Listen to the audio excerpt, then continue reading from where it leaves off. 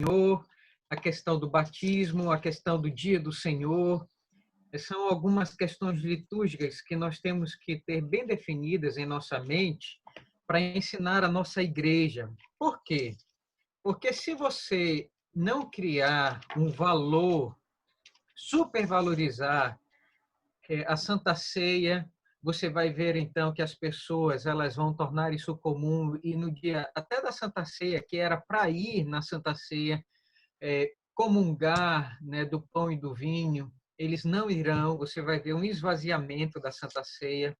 A questão do batismo também, você vai perceber que muitas pessoas elas estão encontrando o Evangelho e querem ser batizadas. Mas o que é o batismo? Por que nós batizamos? Então, em algumas denominações, o significado do batismo, né, perdeu completamente seu significado. E nós vemos as pessoas entrarem na igreja a rodo e joga água em cima da cabeça e as pessoas não estão entendendo por que elas estão sendo batizadas, né? Elas entendem mais como um ritual, simplesmente, do que um compromisso teológico, bíblico, que a pessoa deve firmar com a igreja. Em terceiro lugar, nós vamos tratar também do dia do Senhor, tá ok? Quando nós não ensinamos o valor do dia de domingo e o porquê esse fato é central na história da redenção, entendendo que Cristo ressuscitou no primeiro dia, entendendo que há um mandamento que diz: lembre-te do dia de sábado, né, do dia de descanso, não sábado literal, que transfere para nós e remete para nós o sábado do nosso calendário. Não é isso. Os adventistas eles fazem isso, né? Eles sacralizam esse dia de sábado como no Antigo Testamento. Não. Nós não sabemos que dia é o dia de sábado no nosso calendário, mas o fato é que nós temos uma semana com 7 dias e nós entendemos que esse dia ele mudou. Eu vou explicar isso para vocês, né? Teologicamente mudou, porque nós não guardamos mais o dia da criação, mas o dia da redenção, o dia que Cristo ressuscitou dos mortos. E por isso, todos nós devemos guardar o dia de domingo como se nós ansiássemos ressuscitar com Cristo para estar com Ele na glória. E nós cremos que isso vai acontecer no dia de domingo. Então, uma teologia liberal entrou dentro da igreja e diz que você pode guardar qualquer dia. É isso mesmo? Então, eu queria que você pensasse comigo sobre esses três temas. Você pode fazer suas perguntas, tá bom? E nós vamos tentar respondê-las a contento, se Deus nos permitir, conforme o conhecimento bíblico e teológico que Ele tem nos legado. Mas qualquer coisa aí, eu passo para os universitários, e eu passo aí também a vez aí para o nosso grande mestre em teologia, o Wellington Alexei Prose. Que nome, hein? E o cara vai responder aí para vocês, tá bom? Mas eu estou brincando.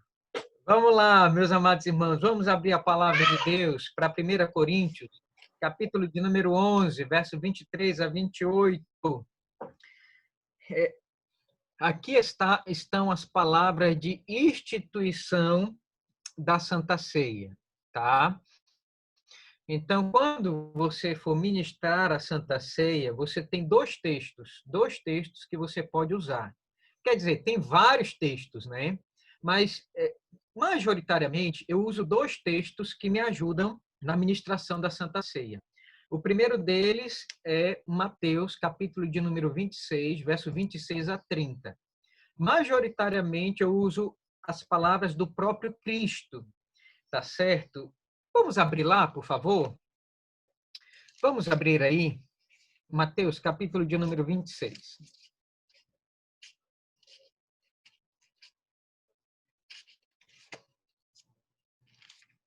Verso 26 a 30, tá? Então, aqui nós vamos encontrar a liturgia que nós devemos fazer na hora da Santa Ceia. Diz assim: Enquanto comiam, tomou Jesus um pão e, abençoando, partiu e deu aos discípulos, dizendo: Tomai, comei, isto é o meu corpo. A seguir tomou um cálice, tendo dado graças, e deu aos discípulos, dizendo: Bebei dele todos, porque isto é o meu sangue, o sangue da nova aliança, derramado em favor de muitos para a remissão de pecados. E digo-vos que desta hora em diante não beberei deste fruto da videira, até aquele dia que eu hei de beber novo convosco no reino de meu Pai. E tendo cantado o hino, saíram para o Monte das Oliveiras. Então, esse primeiro texto, meus amados irmãos, ele nos chama aqui a atenção para algumas coisas. Eu queria que vocês anotassem isso, tá? Anotassem isso. A apostila vai complementar aí o que eu vou comentar aqui com vocês nesta hora. Então, em primeiro lugar, nós temos que entender aqui, introduzindo o assunto, nós temos que entender aqui, em primeiro lugar, a importância dos elementos na Santa Ceia. Quais são os únicos 2 elementos que devem fazer parte da Santa Ceia? Por favor, me respondam.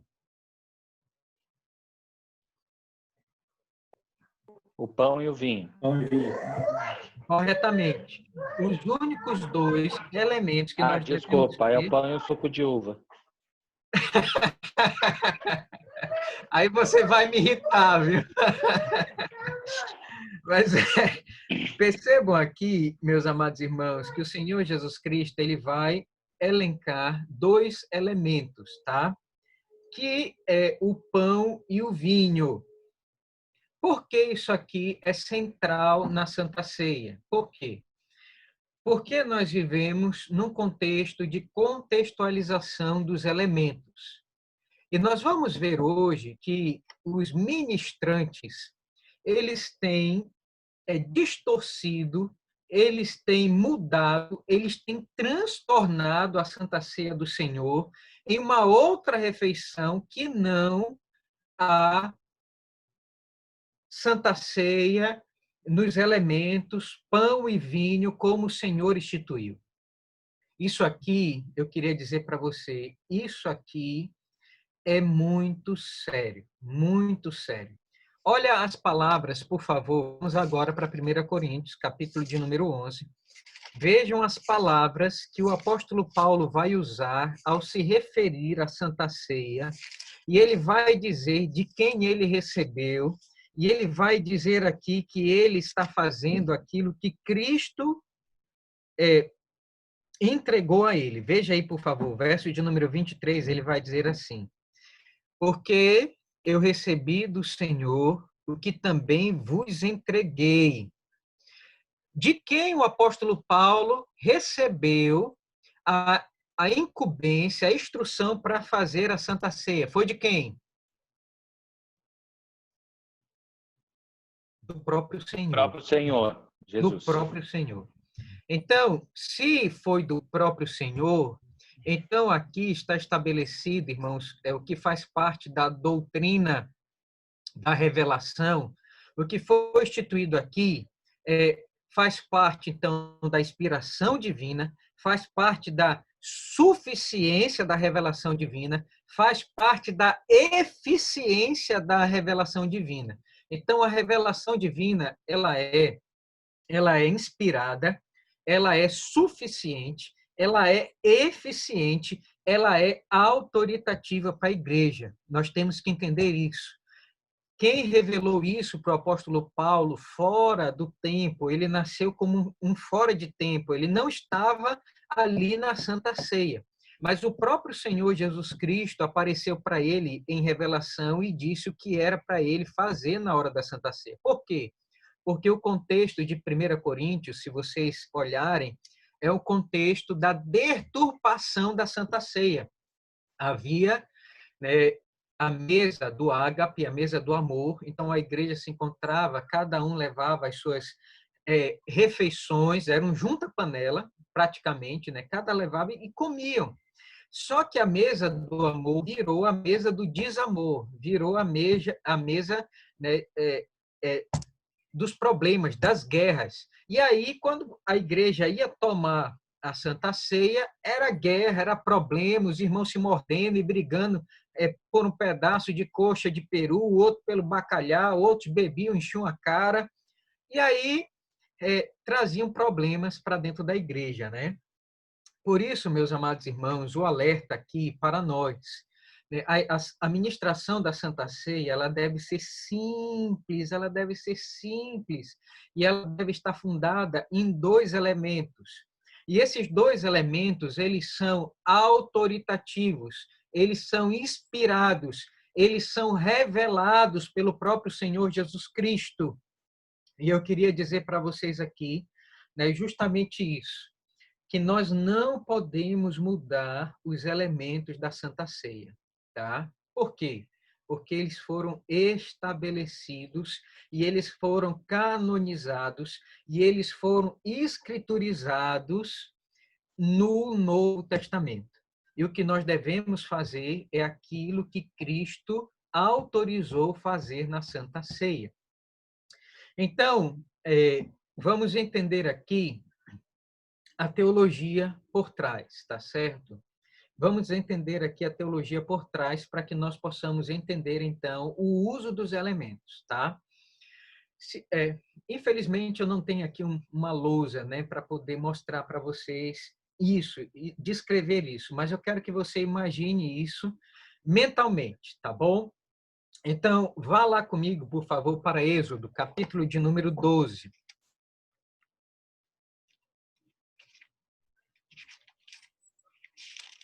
Êxodo, capítulo de número 12.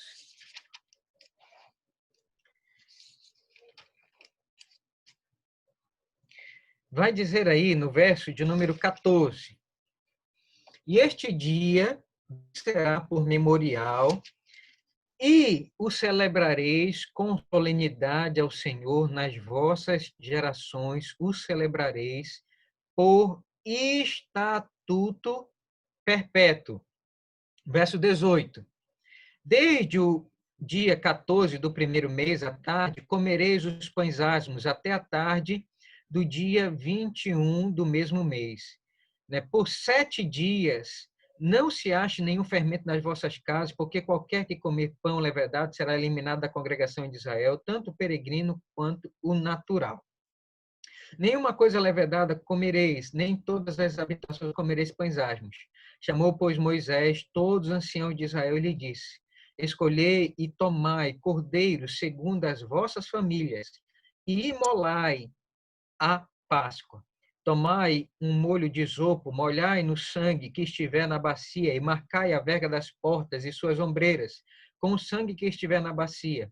Nenhum de vós saia da porta da sua casa até pela manhã, porque o Senhor passará para ferir os egípcios, quando vir, porém, o sangue na verga da porta, e ambas as obreiras, passará o Senhor aquela porta, e não permitirá ao destruidor que entre em vossas casas para vos ferir. Verso 26. Quando vossos filhos os perguntarem: que rito é este? Respondereis: é o sacrifício da Páscoa ao Senhor, que passou por cima das casas dos filhos do Egito, de Israel no Egito, quando feriu os egípcios e livrou as nossas casas. Então o povo se inclinou e adorou. Meus amados irmãos, qual é a teologia veterotestamentária da Páscoa? Você vai notar aí, né, que eles deveriam comer a Páscoa com os lombos cingidos. Você vai ver isso aí, tá certo? A partir do verso de número 4, ele vai dizer isso, né, que deveria ser apresentado um cordeiro sem defeito, né? Isso deveria ser feito no 14º dia do mês, tá? Deveria, no verso de número 6, vai dizer que todo o ajuntamento de Israel deveria fazer isso. Então, percebam que toda a igreja tem que estar congregada para esse dia. E naquela noite, eles comeriam, então, a carne assada no fogo, não poderia ser cozida, assada, com pães asmos, ervas amargas. E vai dizer aí que eles deveriam comer com os lombos cingidos, sandálias nos pés e cajado na mão. Verso 11, comê-lo-eis à pressa a Páscoa do Senhor. Então, percebam que todo judeu, quando ele ia participar da Páscoa, ele não poderia trocar os elementos. ele não podia comer um peru, como nós fazemos no Natal. Eles não podiam comer um peru. No lugar do cordeiro, então, agora vamos comer o peru, né? Um bacalhau, uma carne a molho madeira. Não. Para o judeu, a Páscoa ela era, né, autoritativa, os elementos eles eram estabelecidos, e nós vamos ver aqui que a Páscoa era comer o cordeiro assado com ervas amargas, e eles tinham que fazer isso comendo com pães asmos, sem fermento, né? E aí, então, eles imolariam o cordeiro e passariam o sangue na verga das portas para que eles não recebessem a morte na casa deles. Perceba, então, meus amados irmãos, que quando nós vamos lá, nós vemos isso pela história, né, de todo Israel. Nós vamos perceber, então, que os judeus, os israelitas, eles entendiam esta palavra como autoritativa da parte de Deus para eles. Eles nunca mudaram. E até os dias de hoje, se eles pudessem, se não fosse a destruição do templo no ano 70, eles estariam fazendo até hoje, né, os sacrifícios. Hoje, se você for na sinagoga, você não vai encontrar mais o sacrifício. Por quê? Porque eles esperam que o Messias chegue e estabeleça, né, novamente o templo para que aconteçam os sacrifícios como acontecia no Antigo Testamento. Mas, irmãos, percebam que por todo o Velho Testamento não podia ser mudado os elementos. E quando chega, então, em Mateus, capítulo de número 26, verso 26, vá para lá comigo, nós encontramos, então, o Cordeiro de Deus que tira o pecado do mundo, agora com um pão e um vinho na mão. Aqui em Mateus, capítulo de número 26, irmãos, nós encontramos o Filho de Deus encarnado, o Cordeiro de Deus prometido. Ele agora está com um pão nas mãos e com vinho nas outras mãos. E ele vai dizer a partir de agora: comei, este é o meu corpo que é dado por vós. E ele vai dizer: tomai, bebei do cálice, do vinho, dele todos.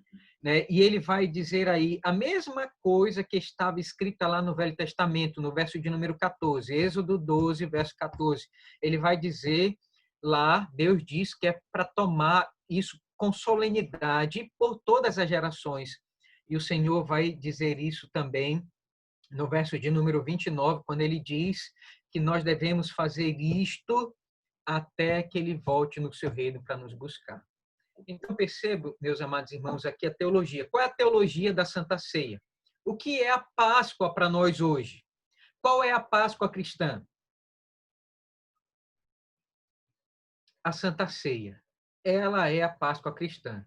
Então, percebam que o modo de comemorar ela mudou, tá certo? Os elementos mudaram, mas a comemoração, a Páscoa, ela permanece. Agora, não mais, né, do sacrifício do Cordeiro, porque o Cordeiro de Deus veio e morreu na cruz do Calvário. Agora, a Páscoa cristã, que é a ceia do Senhor, ela é comemorada no pão e no vinho. Essa é a teologia por trás. Os judeus ainda comemoram a Páscoa veterotestamentária, no Cordeiro.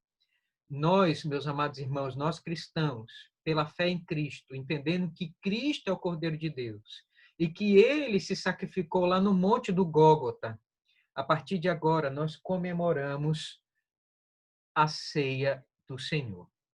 Não mais a ceia passada, mas a ceia do Senhor. E eu quero aqui, então, entender e mostrar para vocês, né, que essa é a teologia. Os elementos mudaram, a forma mudou, mas a data ainda de comemoração e de sustento da fé dos crentes, assim como era no Antigo Testamento, permanece a mesma. Como é que os crentes se alimentavam pela fé no Messias? com a Páscoa, com o Cordeiro. Como é que os crentes no Novo Testamento, a partir de agora, eles, né, se alimentam na fé? Pela Santa Ceia, pelo pão e pelo vinho, porque o Cordeiro já se sacrificou e nós não precisamos mais estar sacrificando e nem passando o sangue nas vegas das portas. Por quê? Porque ele já morreu a nossa morte. A morte não vai mais, né, eterna passar pela nossa vida. Então, meus amados irmãos, essa é a teologia por trás, tá certo, da ceia do Senhor. Isso aqui é de muita significância. Por quê?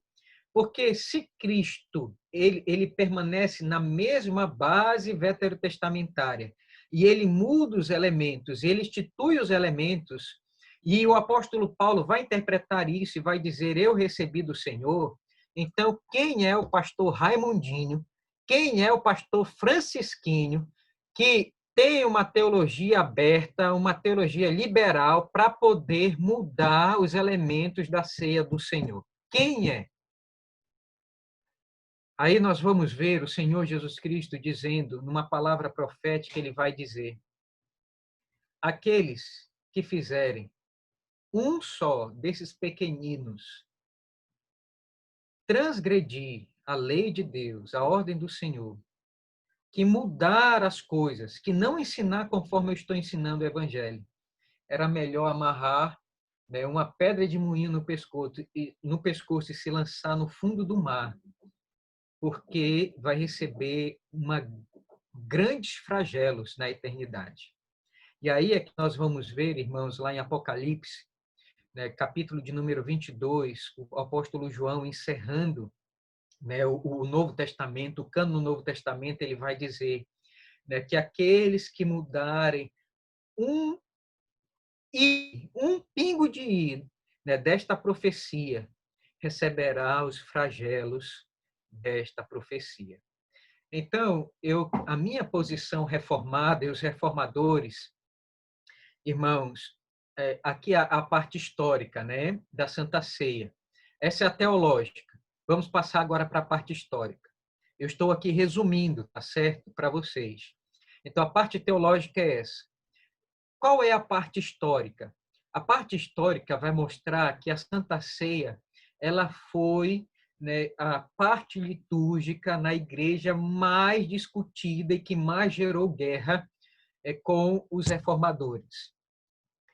Se você vê, Lutero ele tinha uma posição contrária da Igreja Católica. A Igreja Católica vai crer na consubstanciação. E a Igreja Católica ela vai dizer que na hora não, é na transubstanciação. Tá certo, irmãos? Me perdoe. A consubstanciação é Lutero.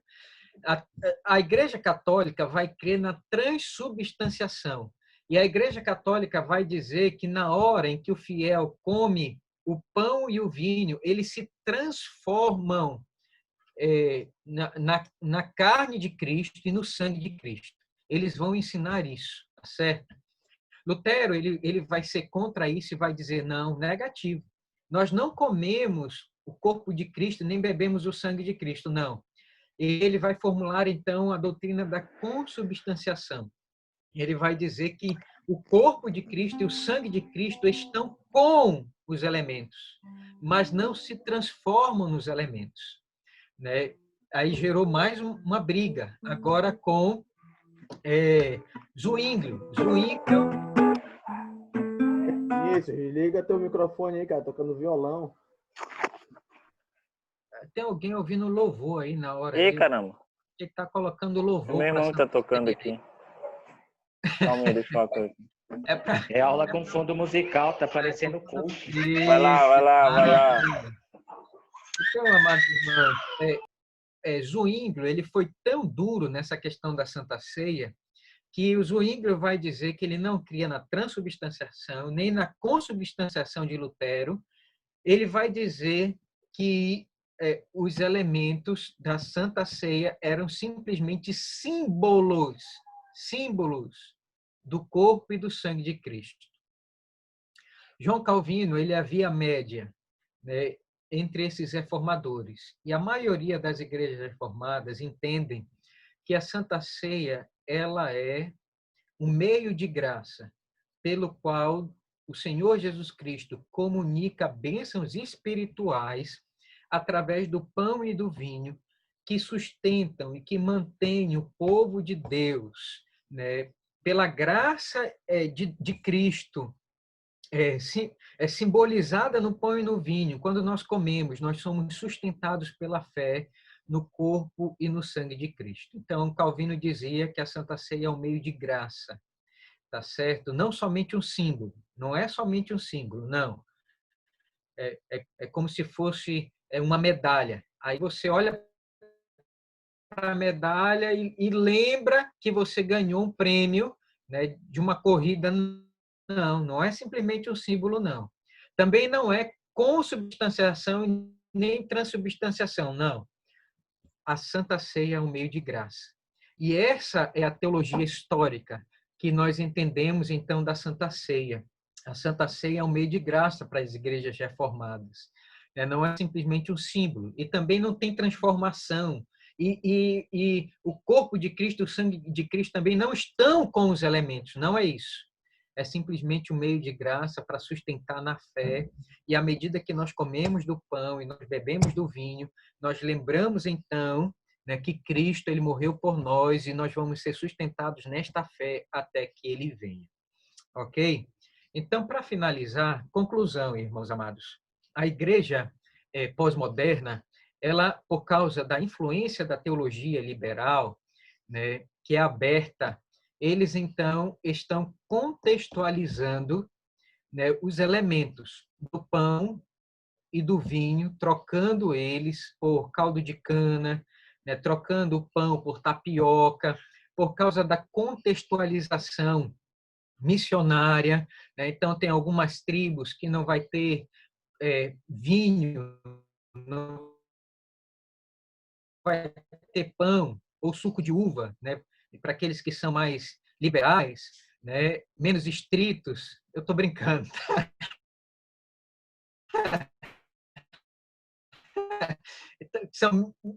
Então, eles vão e trocam por aquela bebida, né, dos índios, indígenas. Como é o nome da bebida dos indígenas? Eles trocam o vinho por essa bebida. Depende. Tem vários. O negócio assim, sei lá, ser um missionário, né, não tinha cordeiro para mostrar e para fazer a conexão com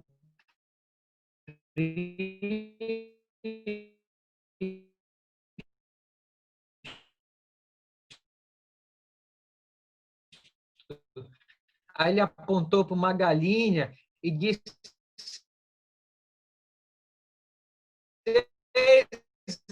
a galinha de Deus que tira o pecado do mundo.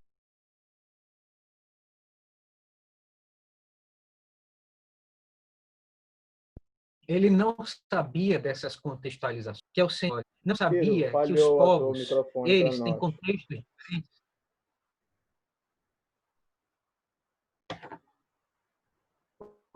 Oi? Quem cortou o microfone? Alguém aí falou? Não, cortou. Acho que metade do povo não está escutando o que tu está falando.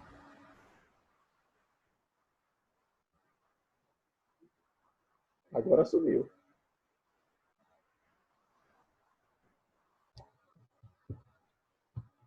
Ah, tá. Então, vou repetir aqui. Estão ouvindo agora? Com tanta contextualização e uma mente aberta, teologicamente, a pergunta é: será que o Senhor Jesus, quando ele instituiu a Santa Ceia, ele não sabia que os povos, as tribos, não teriam o pão e o vinho? Será que ele não sabia disso? Será que o Senhor Jesus, na sua sabedoria, não teria sido melhor instituir outros elementos ao invés do pão e do vinho? É a pergunta que nós fazemos. Mas tem uma resposta aqui, meus amados irmãos. Deus é tão sábio, que ele sabe que em todas as culturas do mundo você encontra pão e vinho. Em todas as culturas do mundo. Em todas as culturas do mundo, você vai encontrar trigo e vai encontrar uva. Em todas as culturas do mundo. Então, os elementos, eles são universais. Aonde você for, você encontra pão, você encontra trigo, né? Você encontra uva, você encontra vinho ou suco de uva, né? Para os mais abertos. Então, amados irmãos, os elementos, eles são universais, né? Você encontra em todas as épocas, em todas as civilizações, você vai encontrar pão e vinho. E aí vamos afunilar aqui. E você pode perguntar para mim, então, pastor, mas que pão é este que nós devemos dar? Qualquer tipo de pão. O Senhor Jesus Cristo, ele sabe que o elemento é universal. E ele vai dizer, então, pão. Então, se é pão, é pão, né? Pode ser pão de forma, pão doce, pão asmo, pão careca, não interessa. Mas o importante é que seja pão. É isso que interessa. Porque Pão do Juca, o pão do Juca, né? pão do Juca, elemento universal. Pão do Juca é pão, independente de que pão for. E o vinho, meus amados irmãos, da mesma forma, ele é universal. Seja vinho branco, vinho tinto, vinho doce, vinho seco, né? Ou o fruto da videira, suco de uva, né? Tem que ser fruto da videira, independente de que tipo seja. Então, essas perguntas específicas, né, não é, o Senhor Jesus não responde aqui, é universal, tá certo? O pão e o vinho é universal. Agora, Jesus não dá espaço aqui para a troca dos elementos. Isso que eu quero fechar com vocês nesta manhã e quero que você entenda. Tanto o Senhor Jesus quanto o apóstolo Paulo não dá margem para contextualização do sacrifício do Senhor.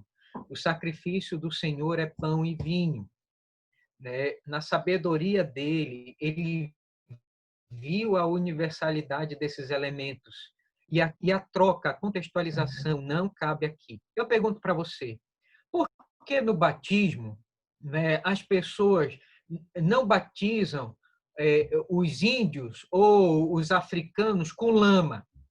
Por que não batiza, né, as pessoas com fogo? O batismo com o Espírito Santo não é com fogo? Então, bora batizar com fogo. Vamos trocar aqui, vamos ser mais espirituais, vamos batizar com fogo. Aí pega um maçarico, né, e passa na pessoa, queima o pelo das pessoas todinho. Sai queimado, fogo, batismo com o Espírito. Irmãos, por que no batismo nós não trocamos o elemento? Por que com água? Nós não trocamos o elemento do batismo, mas porque nós achamos que devemos trocar os elementos da Santa Ceia, contextualizar eles. Percebam que é uma mentalidade teológica fraca. É uma mentalidade bíblica que não se respalda na inspiração, na autoridade suprema das Sagradas Escrituras. Nós entendemos, irmãos, que a palavra de Cristo ela é autoritativa para a igreja. E nós não podemos contextualizar por causa das pessoas, ou por causa da civilização, ou por causa da cultura, aquilo que está escrito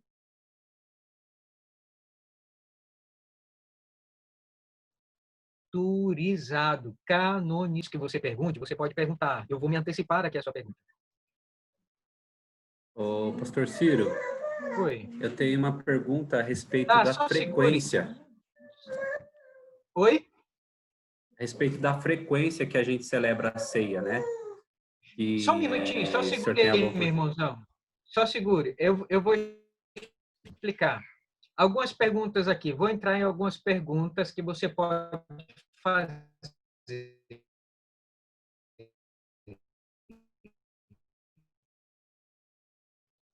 Tá?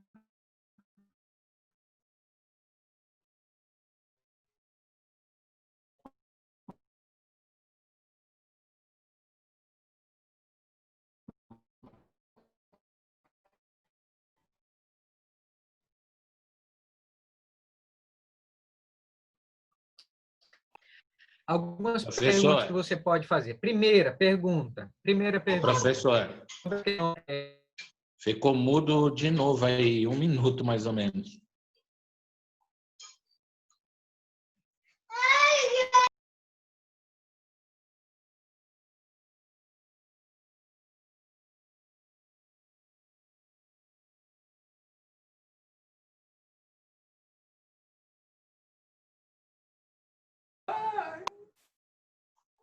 Ô, Ricardo, Hiroshima, o setor de marketing do Pão do Juca está investindo pesado, né? Tem um banner até na aula do Prática Você Pastoral. viu, Renan? Eu pensei a mesma coisa, velho. Isso aí, cara, na verdade, O senhor voltou. propaganda espontânea, entendeu? Não tem. Assim, é uma coisa que nasce do povo. Você não tá fraco, não, hein? Vai lá, tanto professor. pão, velho, Volte lá, professor. Liga o microfone. Viu, professor. Vinícius? Não vai usar tapioca, não, hein? Nem açaí como suco de uva, viu? O microfone está desligado, Ciro. O seu microfone. Isso.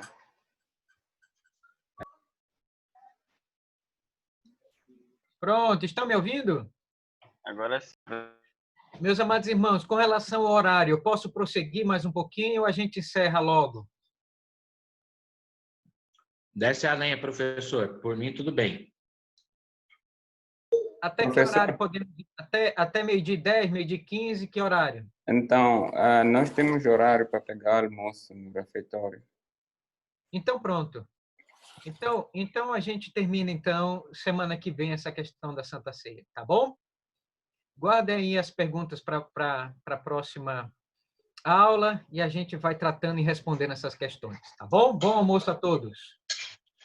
Beleza, obrigado, professor. Até mais, até logo.